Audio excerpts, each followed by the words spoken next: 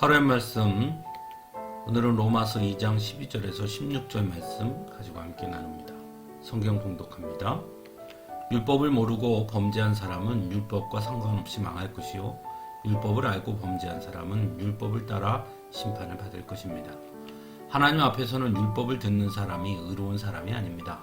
오직 율법을 실천하는 사람이라야 의롭게 될 것이기 때문입니다. 율법을 가지지 않은 이방 사람이 사람의 본성을 따라 율법이 명하는 바를 행하면 그들은 율법을 가지고 있지 않아도 자기 자신이 자기에게 율법입니다. 그런 사람은 율법이 요구하는 일이 자기의 마음에 적혀 있음을 드러내 보입니다. 그들의 양심도 이 사실을 증언합니다. 그들의 생각들이 서로 고발하기도 하고 변화하기도 합니다. 이런 일은 내가 전하는 복음대로 하나님께서 그리스도를 내세우셔서 사람들이 감추고 있는 비밀들을 심판하실 그날에 드러낼 것입니다. 아멘. 성경의 큰 주제 중 하나는 하나님의 심판입니다. 분명 예수님은 다시 오실 것을 말씀하셨습니다. 그리고 다시 오실 주님은 바로 심판주로 이 땅에 오실 것임을 또한 말씀하셨습니다. 그리고 이 세상 그 어느 누구도 하나님의 심판으로부터 벗어날 수 없다는 것도 분명히 말씀하십니다. 오늘 본문 역시 하나님의 심판에 관한 말씀을 전하고 있습니다.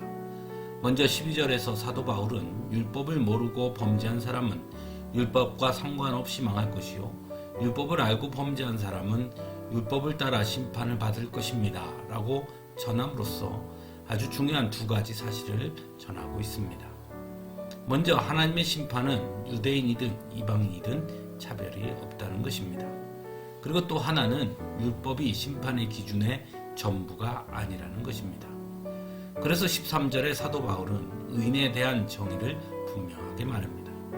하나님 앞에서는 율법을 듣는 사람이 의로운 사람이 아닙니다. 오직 율법을 실천하는 사람이라야 의롭게 될 것이기 때문입니다. 라고 말하고 있습니다. 유대인들의 선민 사상의 중심에는 하나님께서 자신들에게만 율법을 주셨다고 여기는 데 있었습니다. 그래서 그들에게 율법은 모든 것의 기준이었던 것이죠. 하지만 사도 바울은 바로 그것을 깨뜨리고 있는 것입니다.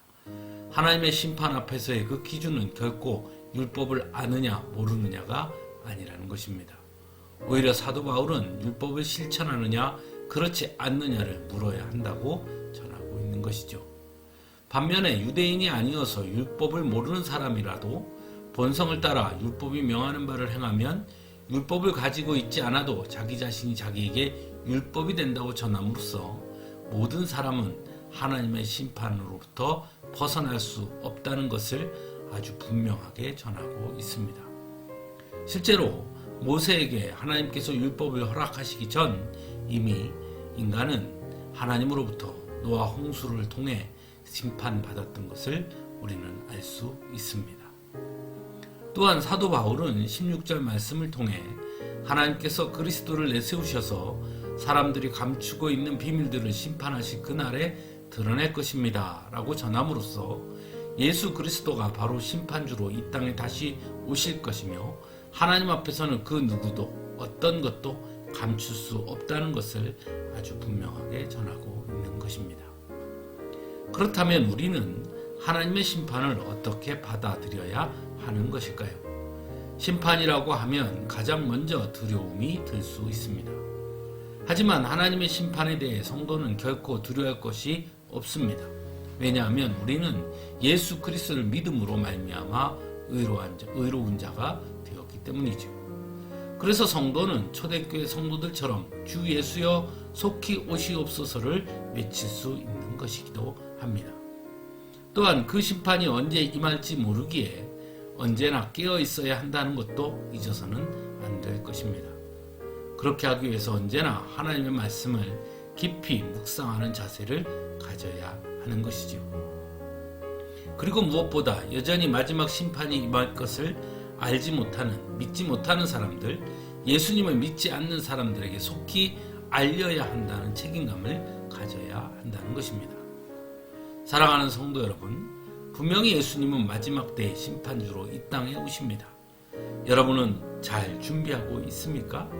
여러분의 이웃들과 가족들에게 심판의 주로 오실 예수님을 전하는 그 사명과 책임을 잘 감당하고 있는지 한번 스스로 질문해 볼 수 있기를 간절히 바랍니다. 함께 기도하겠습니다.